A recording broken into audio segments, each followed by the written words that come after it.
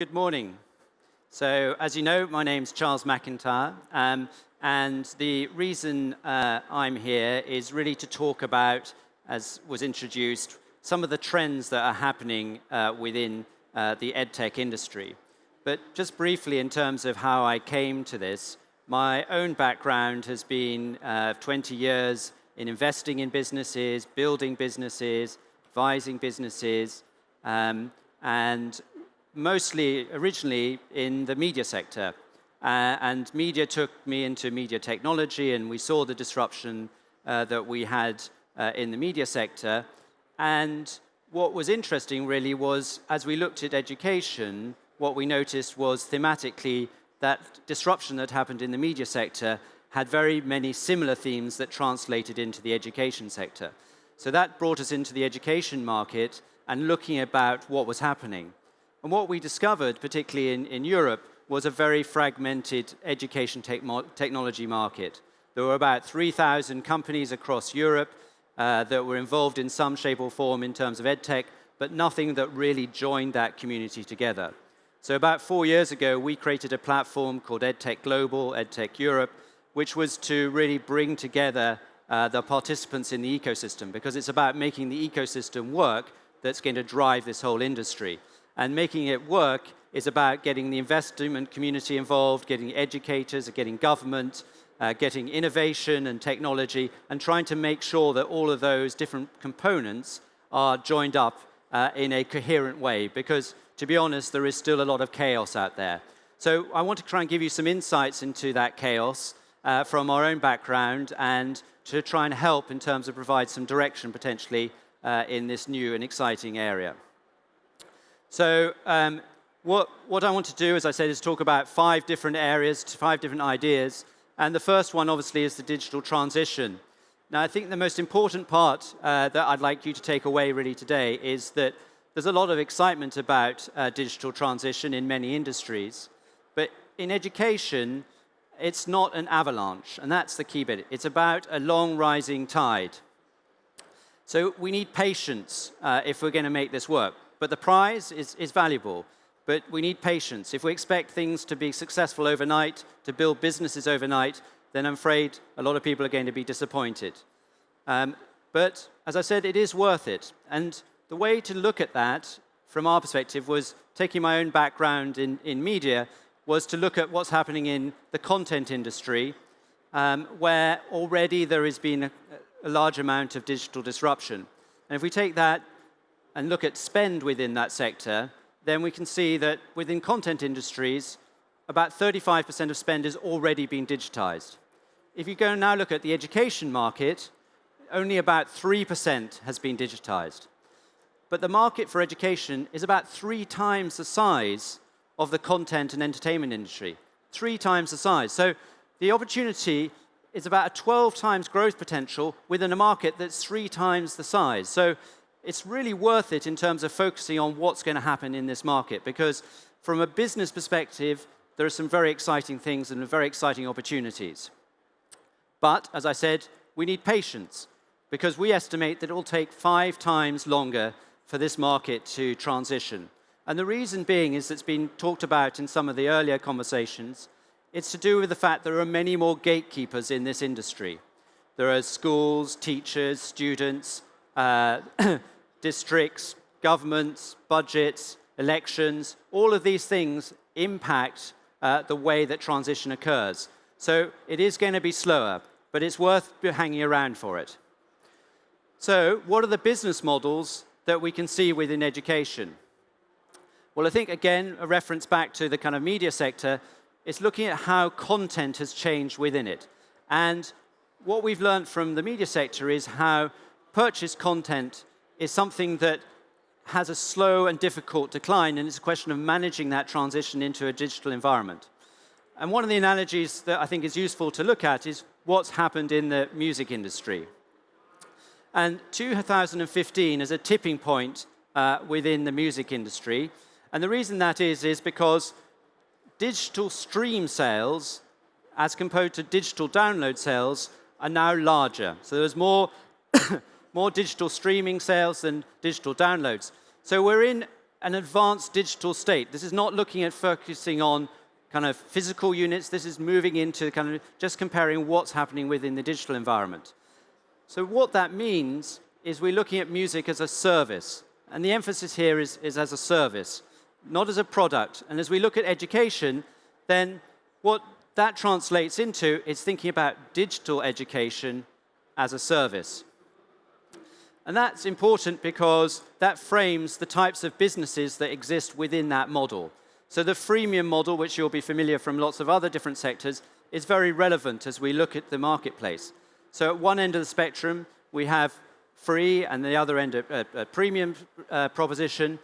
And the way that we see it is that at the free end, this is very much where the content side. So content, from our perspective, is going to be increasingly under pressure as a purchase item, as a business model, if you'll just focus on content. What the focus is going to be is on the value-added moments that occur.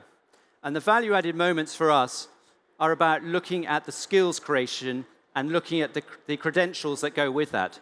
So it looks to us as though, in terms of from a business perspective, then the value-added moments and where the kind of revenues are going to come is much more focused at the credential side. Now, earlier people have been talking about Coursera. Coursera, again, is a business that is well known, I think, to many in terms of what it's doing in the MOOC space. But if you look at terms of its business model, because it's a for-profit organization, what you'll see is that the revenues that are starting to come out of it are coming from the certification side. So in 2015, that's where you're starting to see them charging for the completion of those certificates. And so what you can do is you'll see that, I think, in the education model, it's about largely free content, access to content, and it will be the certification that will be paid for. Now, the link into skills and certification is very relevant because in 2015, there's been a landmark deal that really focuses on this notion of skills. And it's a deal that really nobody saw coming before it happened. But when it did happen, people realized that it was very obvious as to why the commercial and synergistic benefits of these two companies coming together made sense. And that deal was the combination of LinkedIn with lynda.com. Now, LinkedIn is a business that has over 350 million members. It registers on its site over 45,000 different skills. It's really a network of being able to display skills that individuals have, as well as making the networking connections associated with that. And what's interesting within that is that if you're a member of LinkedIn and you post your CV there, the more skills that you list, the more likely you are to be viewed.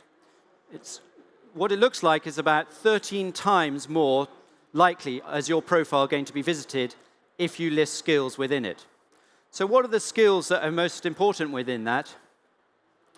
Well, the hottest skills in 2014, in terms of top 5, perhaps not unsurprisingly and very relevant for today, in terms of looking at the whole tech industry, was about statistical analysis, data mining, middleware and integration software, storage systems and management, network and information, SEO, SEM. And where do you think we can find those skills in terms of training? Well, what's the answer? Well, not unsurprisingly, you find that within lynda.com. So why is that deal good? Well, the deal is good because it creates a landmark in terms of what's happening within the education, EdTech, and the training arena within that whole marketplace. It was the 4th largest deal in the sector, and so that profile means that it draws in interest both in terms of innovators, but also in terms of capital. And capital is obviously very important. Particularly important in Europe because if you look at fundraisings within the EdTech market, what you discover is that only 1/10 of what's being invested in North America is being invested into EdTech in Europe. So we need to draw capital into Europe to help drive the EdTech industry. So what is the impact of these skills? And thinking about what are the skills do we need for the future? Well, we need to also be aware, well, does the future actually need us? because we have Google with their self-driving car.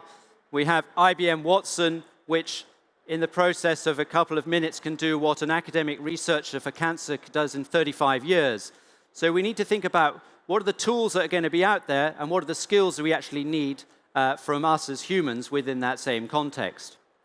And what we're looking at here is trying to do a prediction which came from The Economist as to what are some of the jobs that are likely to be in existence in the next 2 decades and trying to plan ahead.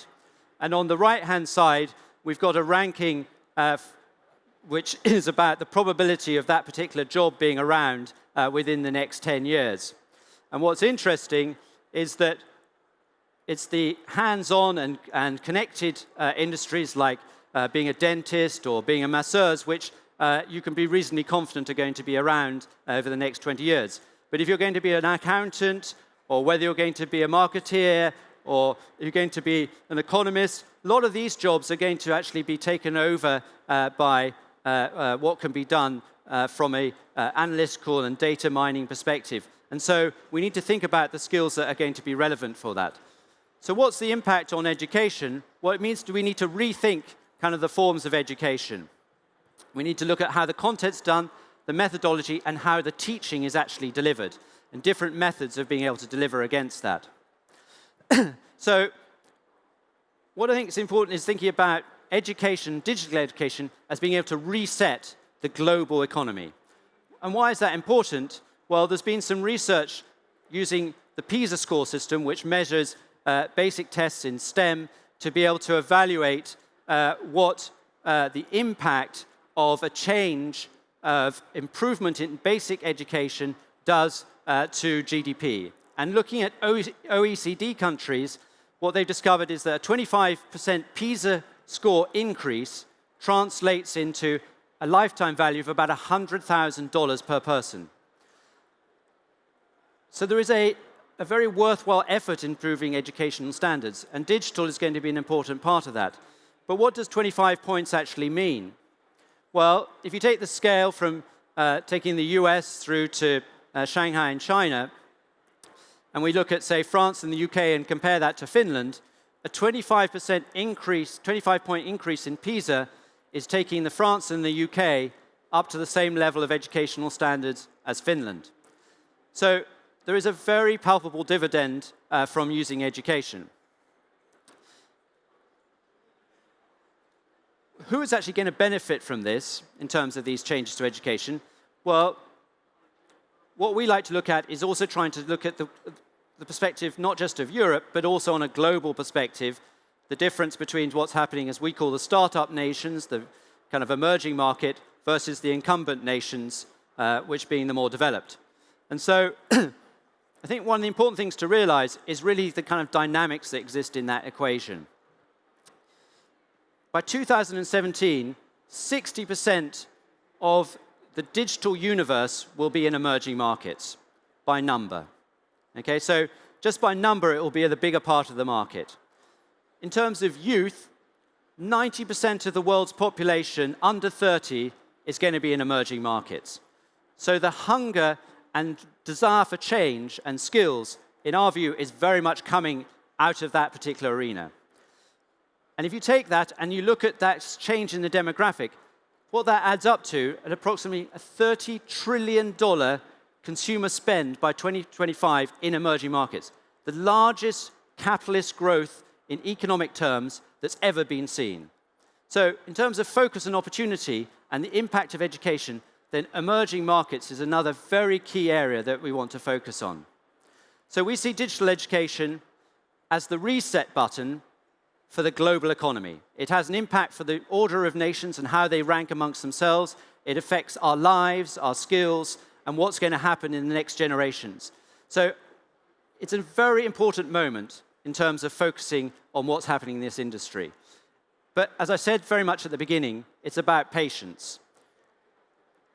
Please come and invest in this sector, develop the companies, help grow the industry, but do it with expectations that it's going to be a prize worth fighting for, but it will take time.